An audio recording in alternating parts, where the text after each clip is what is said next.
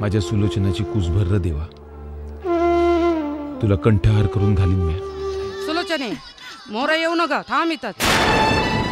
एक तर सर्जाला कसा बसा पोर झाला या, त्यासाठी त्याला दुसरं लगीन करावं लागले या. आणि तू कुठून आली वांजोटी बाईची सावली घेऊन? वांज बाईला ना समाजात मान ना घरात. धनी, तू मस्त पोर हवं नाही मग माझं पोर देऊ. लग्नाला 4 वर्ष झालं, पण आपण काय कमी उपाय केले का आजपर्यंत? एक तरी डॉक्टर सोडला का आपण सुले? भक्ताकडे गेलो, वैद्याकडे गेलो, बुवाकडे गेलो, काय उपयोग झाला का?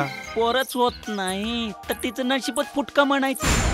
अरे नवऱ्यातच जोड नसल तर ती पण काय करणार? अरे कसं बोलला एकदम बरोबर. दोष गेली तुम्ही दुसरं लगीन करायचं. धाकटी बहीण म्हणल्यावर तुला सवत म्हणायचा संबंध येतोय कुठं?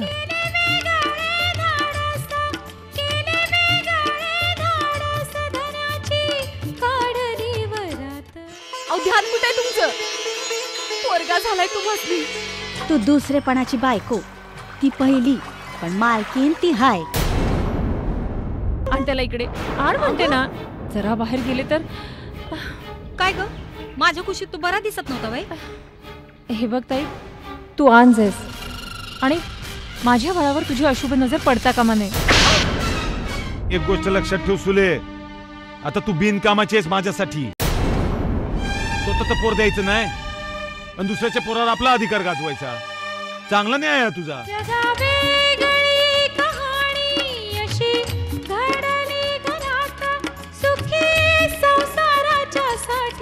तिने आणली सवत एका गुणी लक्ष्मी.